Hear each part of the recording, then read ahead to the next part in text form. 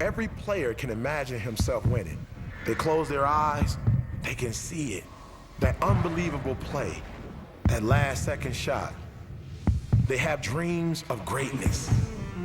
Now imagine waking up and realizing the dream is no longer enough. They want more. That's change.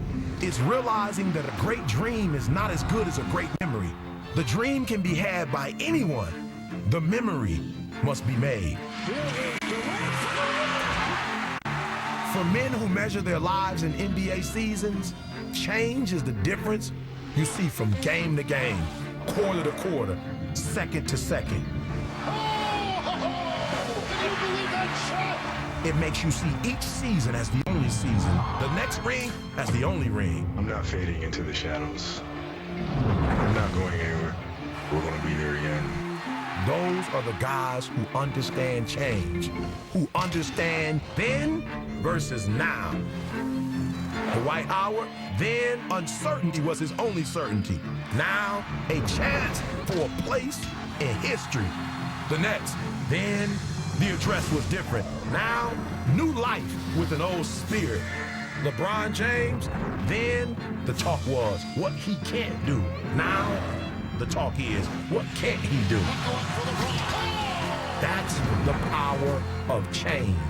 When is the first time a player sees himself as a champion? If you think it's in the reflection in the trophy, you're dead wrong. He sees it the day when the dream is no longer enough. The day he decides to change. In last spring's Eastern Conference Finals, Rajon Rondo and the Celtics led Miami 3-2. But Kevin Garnett and company couldn't close it out. A bitter loss in 7 games was followed a month later by another loss. Ray Allen bolting Boston for Miami, where he has joined forces with LeBron James and the NBA champion Heat.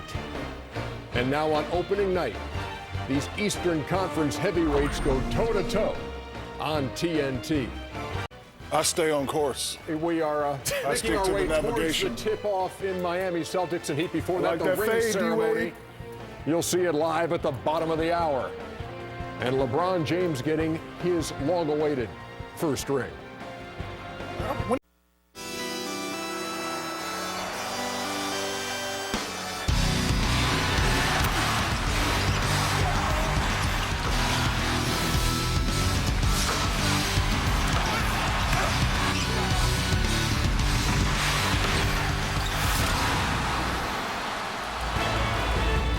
Missed the scene moments ago here at American Airlines Arena in South Florida on championship ring night. LeBron James collecting his first championship ring.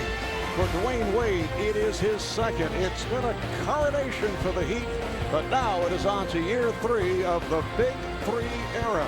The NBA on TNT Premier Week is being presented by Autotrader.com. It's the Boston Celtics and the defending NBA champion Miami Heat as we welcome you to TNT's traditional opening night doubleheader.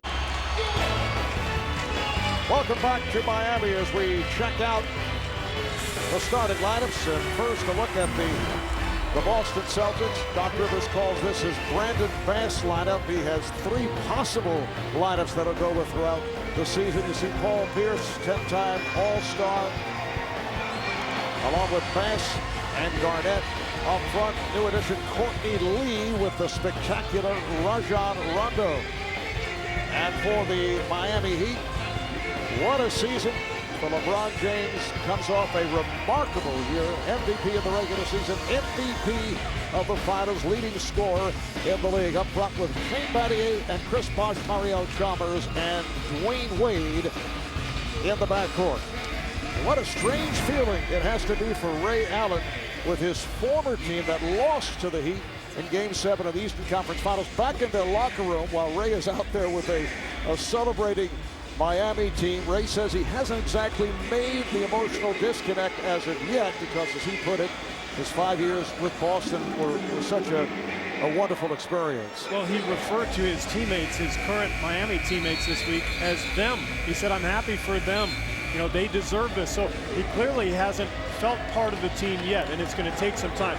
I do think, Marv, it's good for him to get this Celtics game out of the way immediately on opening night so that he can move forward with his new team. So Ray taking his talents to South Beach only 33 days after the Celtics were knocked out of it by Miami. The officiating crew, Monty McCutcheon, Kane Fitzgerald, and Sean Wright.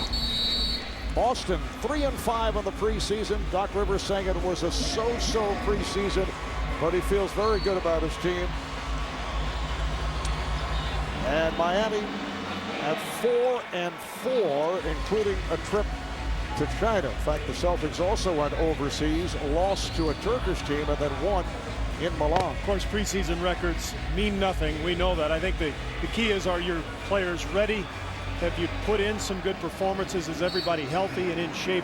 It appears that both clubs, I think, are ready to go. We saw Boston, Mark, a couple weeks ago in Brooklyn in the preseason game. They looked fantastic. It was their Battier came over to help. Open shot. No, pass blocked by Bosch, and then another block by Wade. Miami in possession. 2 blocks on that first possession. Battier for 3. Yes. What a perfect possession for Miami. But now what this team has become is a great defensive club that plays off of that defense. 2 blocks leads to this, a transition, kind of a secondary break. Great ball movement. Battier picking up where Rondo off the dribble, trying to get it to Summers, and here is Chalmers. Oh, what a move. Mario Chalmers putting the speed for a couple years now. Miami with a 1-point lead. Bass coughs it up. Here comes James. Leads Wade. Now that's one thing that's been there since day one for Miami when the big 3 got together.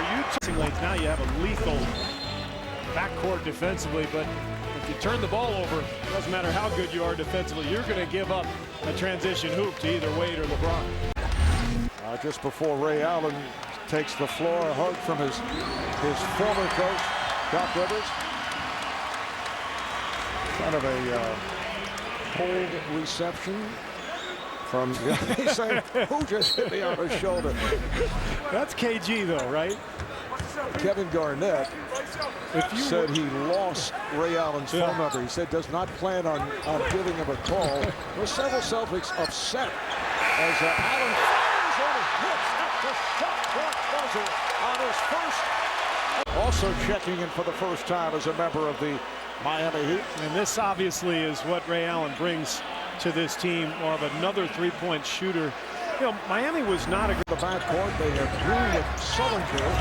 Had a bad pass, picked up. Terry recovers. Terry called for the charge. Offensive foul as Haslam took the hit. Kind of a crazy exchange. I think we see 3 turnovers in the span of about 2 seconds. Here's a horrible post feed from Terry. You can't throw the ball that high. And then a turnover from Wade. And now a turnover from Terry, which probably should have been a block. Looked like Haslam prior. He really just earned this, deserves it, and now he can soak up the rewards. And he's off Western Conference Final. How about the Celtics with a 13-4 run? No turnovers the last 4 minutes. Oh, the alley-oop pass. LeBron James from Chris Bosh. Floor spread. There's a little karma involved too as he banks that one home. So Ray Allen with another throw. Oh, Chris Bosh. Allen is hit 2 of 3 from beyond that 3-point line. Miami up by. So quick, and he's so good getting to his spot with that angle and then finishing. 6.7 assists for Rondo. James gets it away. Yes, and the foul.